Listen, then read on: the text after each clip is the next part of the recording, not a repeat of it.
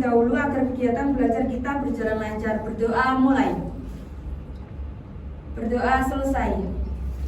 Baik anak-anak, sebelum kita mulai pembelajaran, Ibu akan mengecek kehadiran terlebih dahulu. Siapa yang nggak masuk hari ini? Hadir semua, Bu. Oke, baik. Biar anak-anak semangat, Ibu akan memberikan tepukan. Siapa yang tahu tepuk semangat? Saya Pernah dengar, tapi lupa. Ayo berdiri semua, berdiri. Berdiri. Kita sama-sama tepuk semangat ya anak-anak. Ya. Tepuk semangat. Semangat. Semangat. Oke, duduk. Anak-anak, siapa yang pernah mendengar cerita tentang hewan yang bisa berbicara seperti manusia?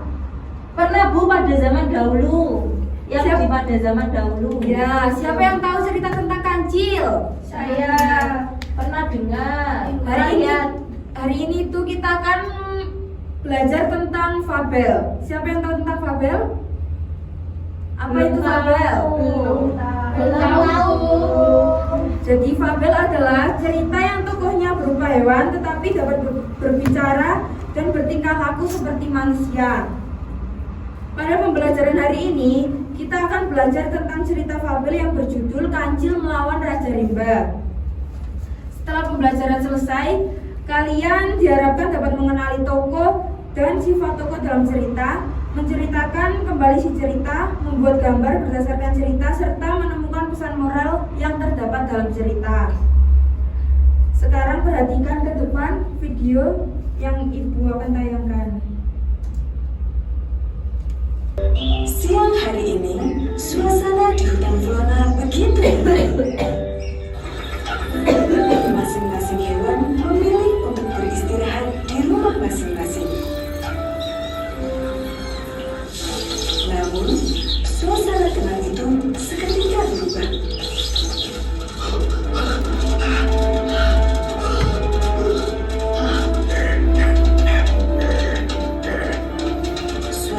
A few moments later. Dari video tadi, siapa nama tokoh yang ada di cerita tersebut? Kancil. Dan saya. Bagaimana sifat kancil? Cerdik. Oke, bagus sekali jawabannya. Sekarang Ibu mempunyai beberapa flashcard bergambar tokoh dalam cerita. Coba perhatikan gambar ini. Siapa nama tokoh ini? Kancil.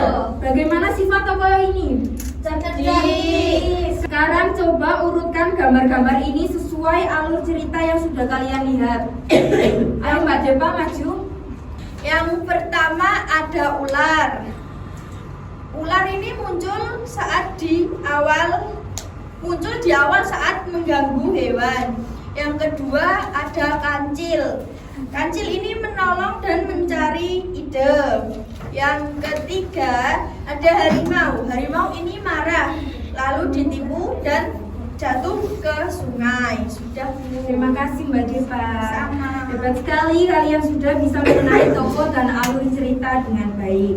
Selanjutnya Ibu akan membagikan LKPD kepada kalian.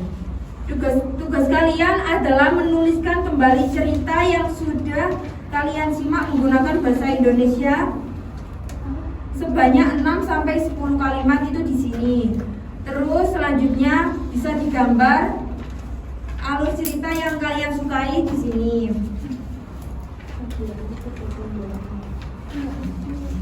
Kerjakan dengan rapi ya anak-anak. Baik, Bu.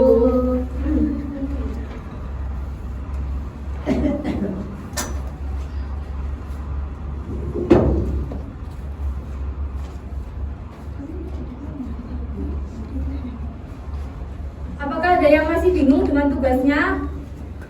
Tidak, Bu. Kalau masih bingung bisa ditanyakan.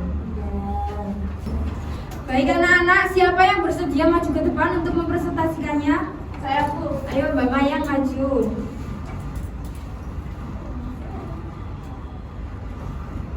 Baik teman-teman, ini gambaran saya tadi mengenai salah satu alur cerita yang saya lihat di YouTube. Gambar saya ini menceritakan saat kancil tadi membohongi atau membujuk harimau. Dan terima kasih Mbak Mayang, tepuk tangan semuanya. Terima kasih. Menurut kalian pesan apa yang dapat kita ambil dari cerita tersebut? Ada yang tahu? Jangan gegabah mengambil keputusan. Kita harus menggunakan kecerdikan untuk hal yang baik dan tidak boleh sombong terhadap orang lain.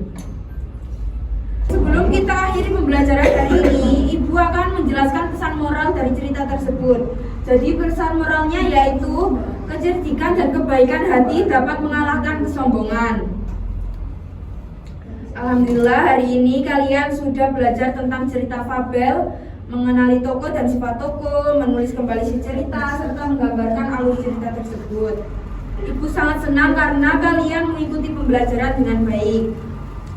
Jangan lupa tetap belajar di rumah ya. Ya, Bu. Mari kita tutup pembelajaran hari ini dengan Alhamdulillah. Oke, wassalamualaikum warahmatullahi wabarakatuh. Waalaikumsalam warahmatullahi wabarakatuh.